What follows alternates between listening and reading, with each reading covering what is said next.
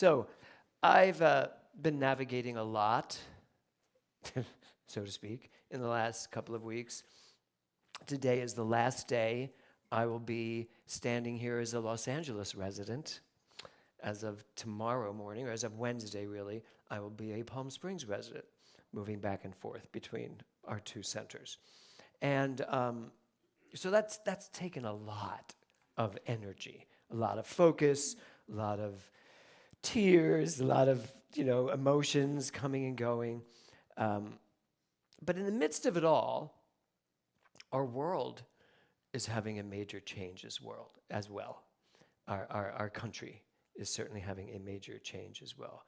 I walked in and Dr. Kirby came up to me to say hello, and I thought she was upset. I said, "Are you okay?" And she said, "It's just, do I go to the rally? Do I come to church? And what's happening in our world is just making me so sad." And I was like, "Yes, you and everyone else.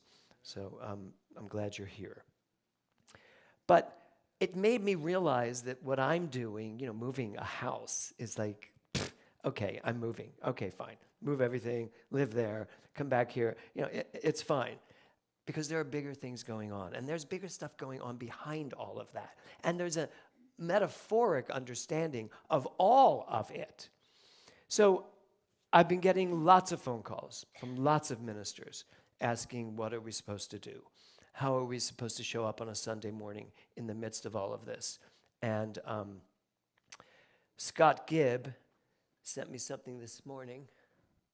Where are we? Nope. Where are all my slides? Do you have my slides up there? So did you add them to this? Because now they're not on here. Not that I did, but I guess I did not. No, you did not. Okay, so everyone, okay. No, that's okay. You're going to have to kind of turn around and look up there, everybody. I can see it, though, but I'll read it to you. So ChatGPT advice, that's what he asked. And so if humanity continues to refuse the subtle invitations of grace, it will be forced to accept the harsh interventions of consequence. So just sit with that for a second. If humanity continues to refuse the subtle invitations of grace, it will be forced to accept the harsh interventions of consequence. Our theme for the month is kindness, which is all about grace.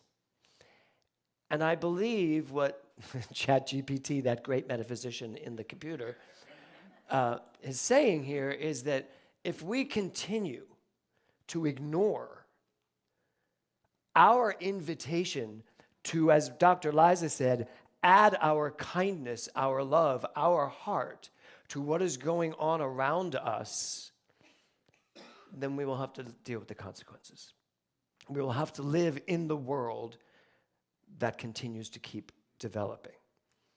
So what's it going to be?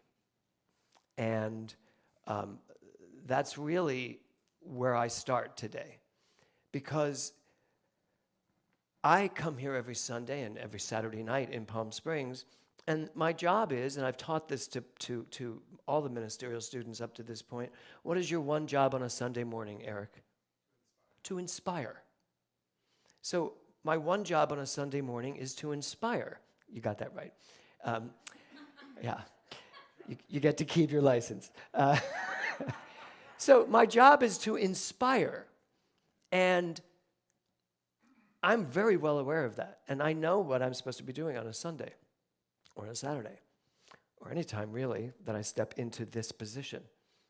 And yet, is my job to ignore? Is my job to pretend that nothing else is going on around me? You don't do that. And maybe you come here to escape all of that and come here to be inspired. But I don't know that escape is really going to do the job anymore. I don't think we can escape what is going on in the world, what is going on in our particular country. I don't think we can escape that by coming here on a Sunday morning and listen to me talk to you about kindness. The kind thing, or what? Or show tunes. No, we'll still do that. But my job is to inspire you with an understanding of what is going on so that, as Dr. Liza said earlier, we can come from a position and put our energy and our vibration and our, as it says here, our grace into what is going on. So that's where I start this morning. So none of that's on here. It's all going to be with you now, Swan. So I got an email a couple days ago from a minister in the field. And this is what was written. Go ahead, Swan. Next one. Oh, nope. Isn't that the next one? What's the next one? There you go. If we were ministers in Nazi Germany, what would be ours to do as ministers, especially on a Sunday?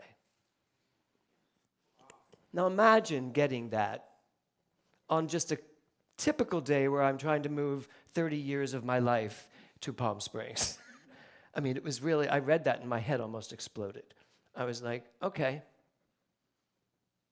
And you know what I wrote back? I don't know. I had no other answer. I just have, I don't know. And then another person was murdered in our streets by a government that's supposed to be taking care of people. So it was difficult to read that and then to read the news and then to see this.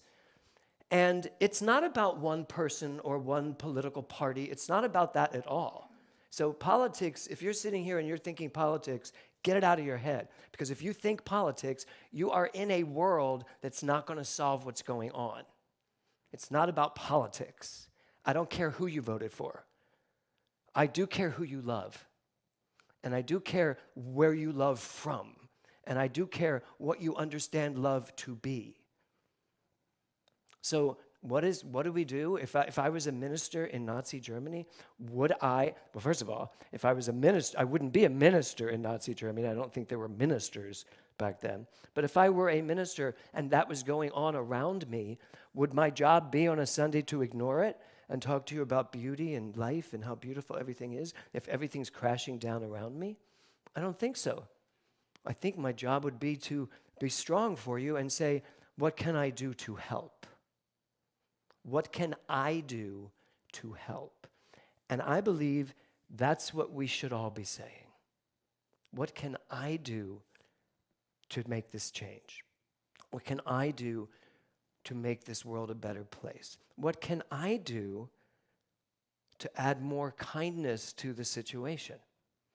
And frankly, it might be grab a sign and walk in a rally in a peaceful, loving way to say, no, this is not okay. It is not okay to treat people the way they're being treated. And I don't care if they're not my people. Because you know what? There's no such thing as people that are not your people. Every person on this planet is your people. Isn't that what we teach? We teach oneness. We teach that we are all one people on one planet and deserving of love and respect, no matter what. No matter what. So, what would be ours to do as ministers, especially on a Sunday? So, here's the title of my talk. What'll it be? What'll it be? Peace, war. If you can see that slide behind you. It took me a long time to get those both images to work. So what'll it be? Peace or war? We are taught in this philosophy that what we think creates our experience. What we believe creates the world we live in. So what's it going to be? What are you thinking?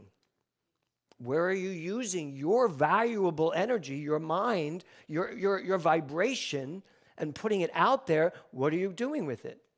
Are you creating more war, or are you creating peace?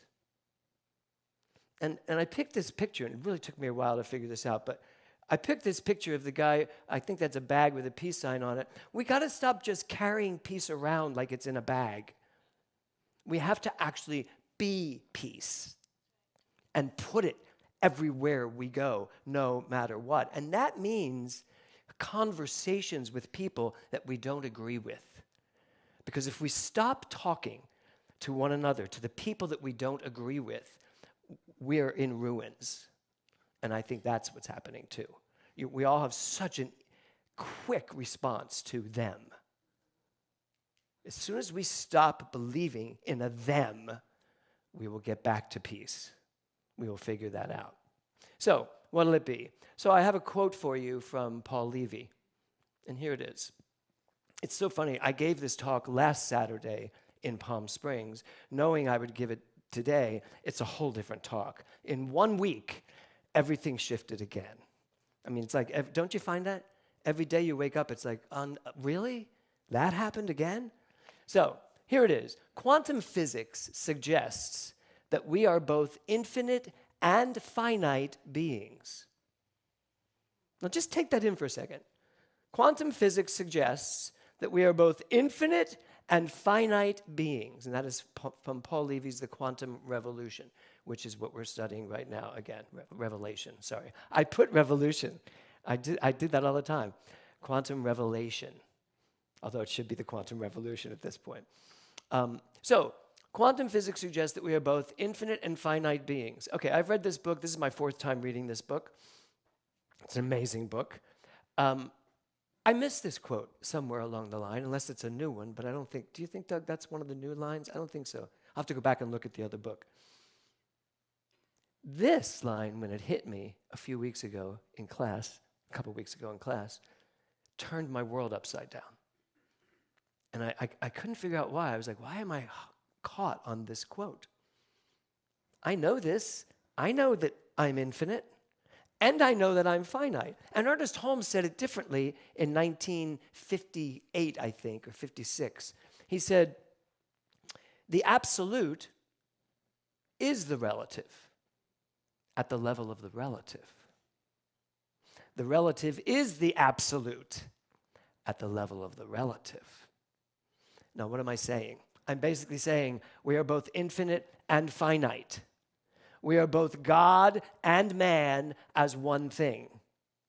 Infinite, finite. Absolute, everything, and finite, the human substance of my being, this individualized person.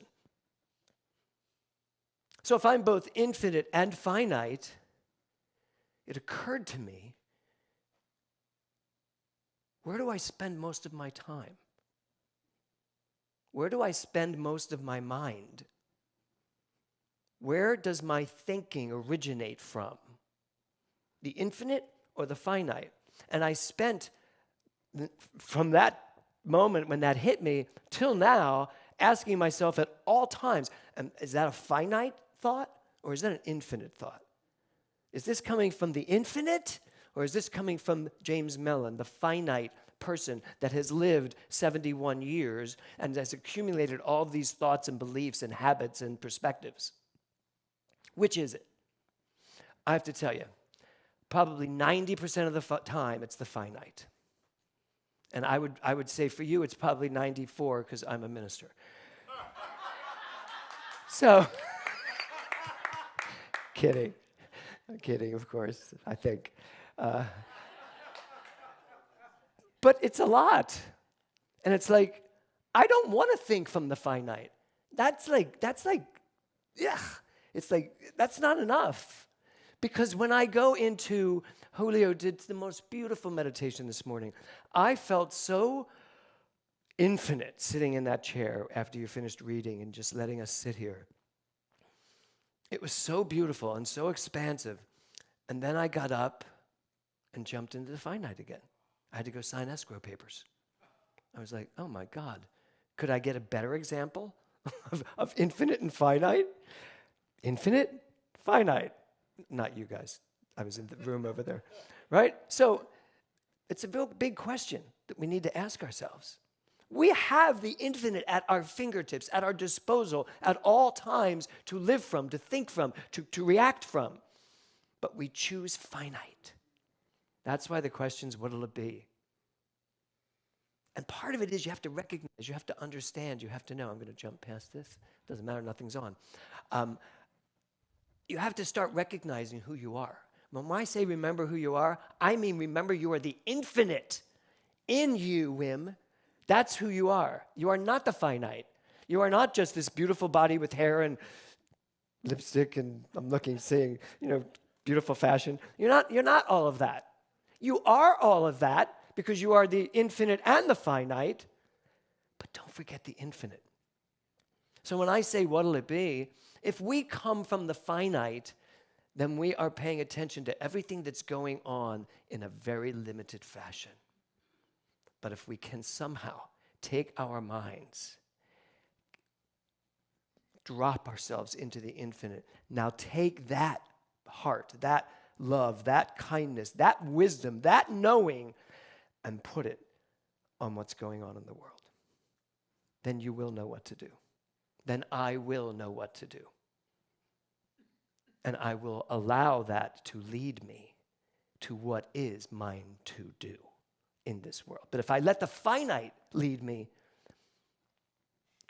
well, we're seeing what the finite is doing. We're seeing what the finite, what the human experience is doing. The very notion that people could be treated the way they're being treated. And the irony to this is, of course, we're now seeing it in our country probably for the first time, right? It's been going on like this all over the world for centuries. I mean, other countries have been living with this sort of thing. We're just all so surprised. How could it be happening in our country? But you know what? The silver lining is here. Maybe it's time we stopped just thinking country to country to country. Maybe it's time we started thinking of the entire universe as one thing and people as one people, no matter what.